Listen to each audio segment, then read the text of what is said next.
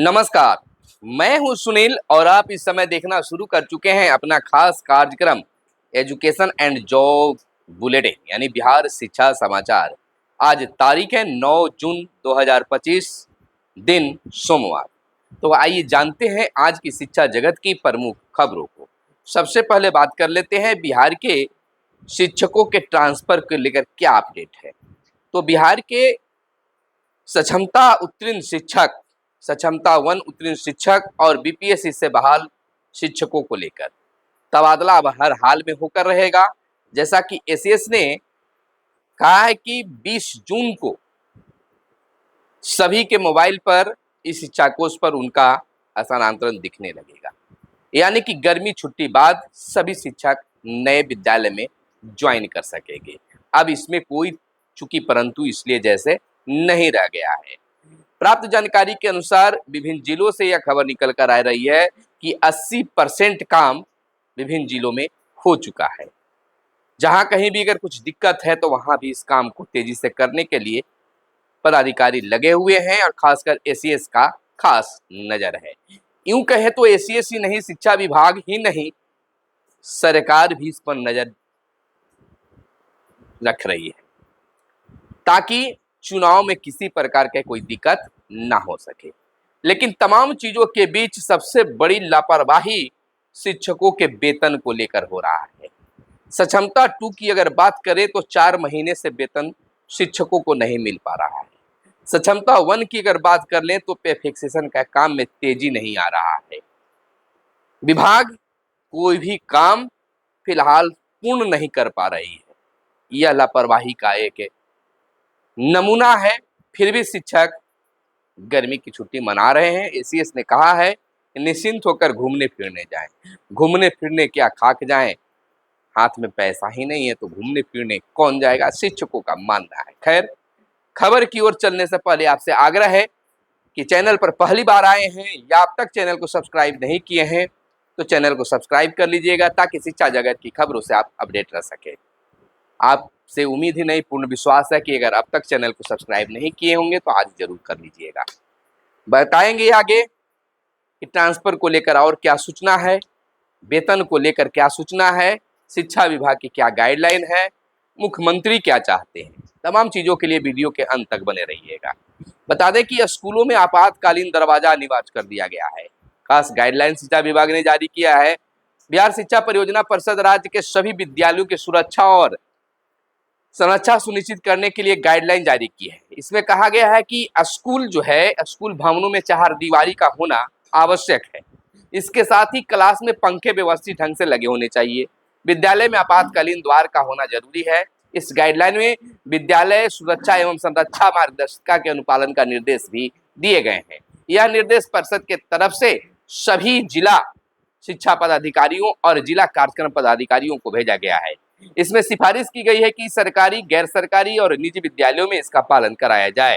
राज्य परियोजना निदेशक मयंक वरवड़े की तरफ से जारी इस पत्र में स्पष्ट किया गया कि सर्वोच्च न्यायालय से पारित आदेश और राष्ट्रीय शिक्षा नीति 2020 के अंतर्गत शिक्षा मंत्रालय की ओर से यह तैयार किया गया है। सभी जिलों को इस बात का खास तौर से ध्यान रखना है कि गाइडलाइन में उल्लेखित सभी प्रावधानों का स्कूलों में प्रभावी ढंग से पालन हो। गाइडलाइन को केंद्रीय शिक्षा मंत्रालय की वेबसाइट से भी डाउनलोड किया जा सकता है। तो खास करके यह गाइडलाइन जारी किया गया है। वहीं जुलाई में एक बार फिर होनी है सरकारी सेवकों के डीए में वृद्धि। ये बड़ी खास चीज है कि सरकारी कर्मियों के महंगाई भत्ते यानी डीए में इस वर्ष एक बार फिर वृद्धि होनी है। यह वृद्धि 1 जुलाई के प्रभाव से होगी, जिसके 2 से 3% के बीच रहने की चर्चा फिलहाल चल रही है। बहरहाल माना जा रहा है कि डीए में यह वृद्धि 7वें वेतन आयोग के अंतर्गत अंतिम वृद्धि होगी, क्योंकि अगले वर्ष की शुरुआत में 8वें वेतन आयोग की अनुशंसाएं प्रभावी होनी है। तो यह एक बार फिर से बढ़ोतरी होगी। इसमें शिक्षकों को भी डीए में बढ़ोतरी होगा, बिहार सरकार भी करेगी। अगली खबर हम आपको बता दें कि जुलाई में फिर से स्कूलों में बने केंद्र पर बनेगा छात्रों का आधार कार्ड। 3 माह में 3,20,000 बच्चों का बना आधार कार्ड।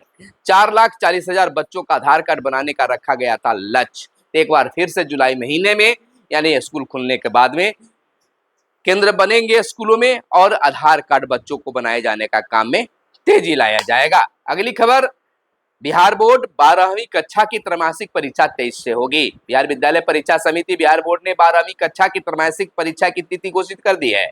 परीक्षा 23 जून से शुरू होगी और 30 जून तक संपन्न हो जाएगी।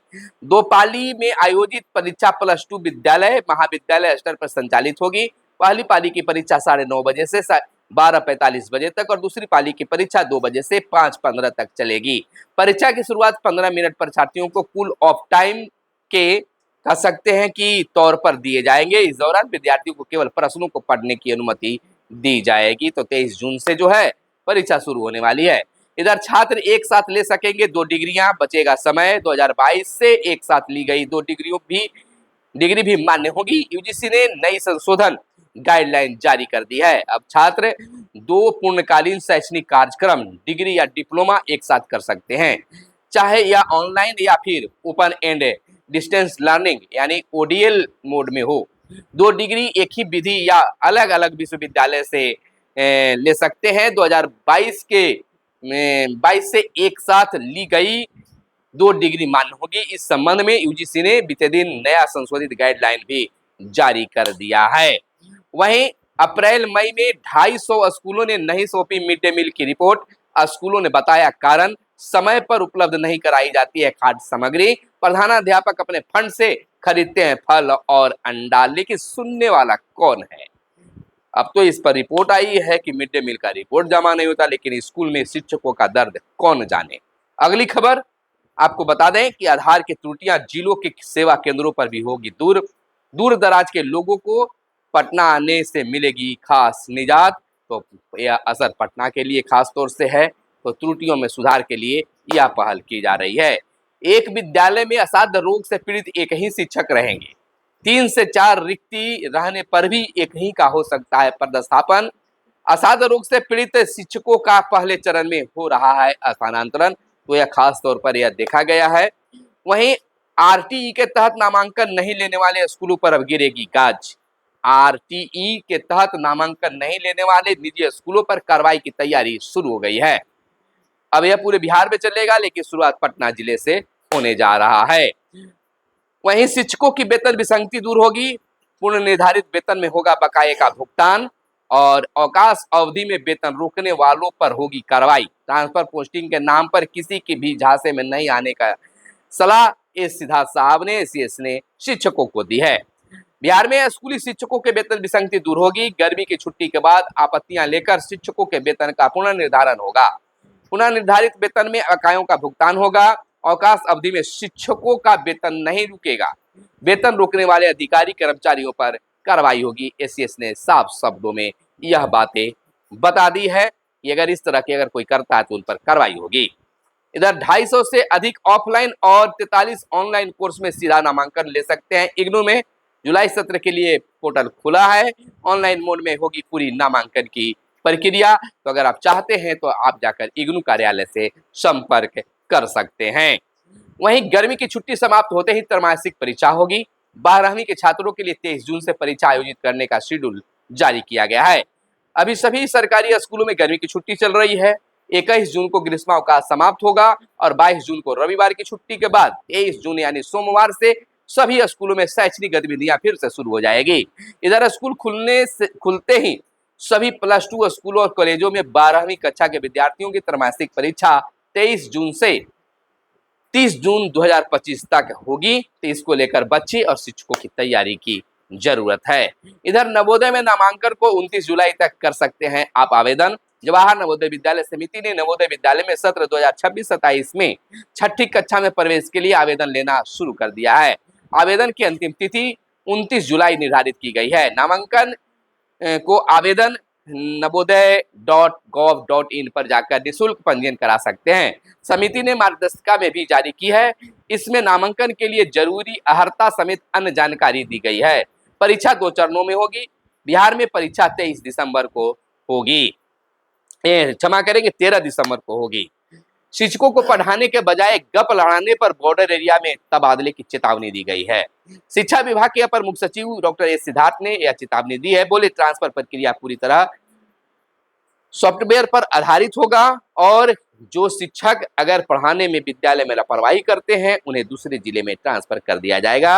मेडिकल अवकाश के दौरान वेतन रोकना गलत भी बताया गया है। तो आपको बता दें कि अभिभावक शिक्षक संगोष्ठी 28 जून को होगी। अब लिए जाएंगे सुझाव, यानी कि स्कूल बंद होने से पहले पीटीएम हुआ और स्कूल खुलने के बाद 28 जून को फिर से पीटीएम होगा, जिसको लेकर खास तैयारी भी शुरू कर दी गई है विभाग के द्वारा और स्कूलों में स्कूल खुलने के बाद भी इसकी तैयारी शुरू कर दी जाएगी। तो अगला पीटीएम जो है 28 जून को सरकारी विद्यालय में एक बार फिर से होने जा रही है। अगली खबर बढ़ने से पहले फिर एक बार आपसे आग्रह करना चाहेंगे कि चैनल पर पहली बार आए हैं या अब तक चैनल को सब्सक्राइब नहीं किए हैं तो चैनल को जरूर सब्सक्राइब कर लीजिएगा, ताकि शिक्षा विभाग की हर खबर से आप अपडेट रह सके। बता दें कि शिक्षकों के अब ट्रांसफर रुकने वाला नहीं है, सभी शिक्षकों का ट्रांसफर होगा, चाहे वह यूपी के रहने वाली शिक्षिका हो या फिर बिहार के रहने वाले शिक्षक हो, चाहे एक ही जिला में दिए गए हों या दूर वाले जिला में दिए गए, सभी का ट्रांसफर होगा। चलिए इन्हीं तमाम शुभकामनाओं के बीच मिलते हैं अगले वीडियो में, तब तक के लिए दीजिए इजाजत। जय हिंद, जय भारत, वंदे मातरम।